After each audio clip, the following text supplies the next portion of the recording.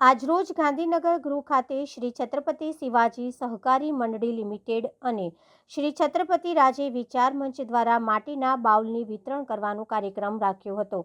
પ્રકૃતિ અને પર્યાવરણના સંરક્ષણ માટે આજે વિવિધ ઉપાયો અપનાવવામાં આવી રહ્યા છે, જેમાં એક મહત્વપૂર્ણ પ્રયાસ કરવામાં આવે છે માટીના બાઉલનું વિતરણ। ગરમીના દિવસોમાં પક્ષીઓને પાણી મળી રહે એ માટે માટીના બાઉલ વિતરણ અભિયાન ચલાવવામાં આવે છે। આ અભિયાન માત્ર જીવદયાનું ઉદાહરણ જ નથી, પરંતુ પાણી સંરક્ષણ અને પર્યાવરણ સંરક્ષણ માટે પણ મદદરૂપ સાબિત થાય છે। ઉનાળામાં પાણીની તંગી થાય છે અને જીવજંતુઓ માટે જીવન મુશ્કેલ બને છે। માટીના બાઉલમાં પાણી રાખવાથી પક્ષીઓ પીવાનું પાણી મળી રહે છે। માટીના બાઉલ વિતરણ માત્ર એક દાન નથી, પણ એક સંસ્કૃતિ છે, જેનાથી જીવદયા અને પર્યાવરણ પ્રત્યેની આપણી જવાબદારી દર્શાય છે। અને આપણે નાના પ્રયાસો કરીએ તો એ પ્રકૃતિ અને પ્રાણીઓ માટે ફાયદાકારક સાબિત થશે।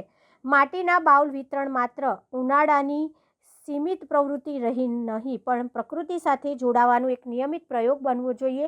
શ્રી છત્રપતિ શિવાજી સહકારી મંડળી લિમિટેડ અને શ્રી છત્રપતિ રાજે વિચાર મંચ દ્વારા ગાંધીનગર ગૃહ ખાતે માટીના બાઉલનું વિતરણ કરવામાં આવ્યું, જેમાં મોટી સંખ્યામાં લોકોએ અબોલા પક્ષીઓ માટે કાળઝાળ ગરમીમાં અબોલ પક્ષીઓ માટે પાણી મળી રહે તે હેતુથી આ કાર્યક્રમ કરવામાં આવ્યો। શ્રી છત્રપતિ શિવાજી સહકારી મંડળી લિમિટેડના અધ્યક્ષ કહ્યું હતું કે અબોલા પક્ષીઓ માટે પાણીની સાથે ચણ પણ મૂકવું જોઈએ, જેથી અબોલ પક્ષીઓને ગરમીમાં તેઓને પાણીની સાથે ચણ મળી રહે તેવું જણાવ્યું।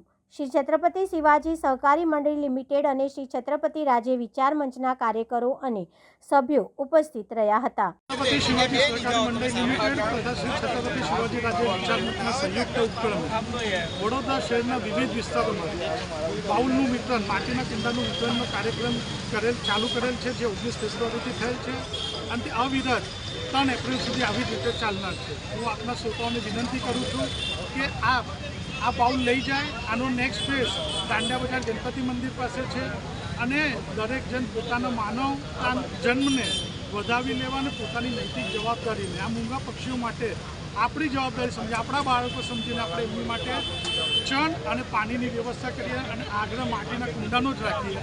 અને તેની જોડે હું આપના શ્રોતાઓને વિનંતી કરું છું કે એક જાગૃત નાગરિક તરીકે આપણે આપણા પેઢીઓ માટેનું જે રીતેનું આયોજન કરતા હોઈએ કે ભવિષ્ય આપણા પુત્રો છોકરાઓનું, આ ભવિષ્ય એક ઝાડ એ આપણા પરિવાર માટે બી થશે ને આ પક્ષીઓ માટે પણ એ ફળવાળું રાખીએ એવું આપણા શ્રોતાઓને હાકલ કરું છું।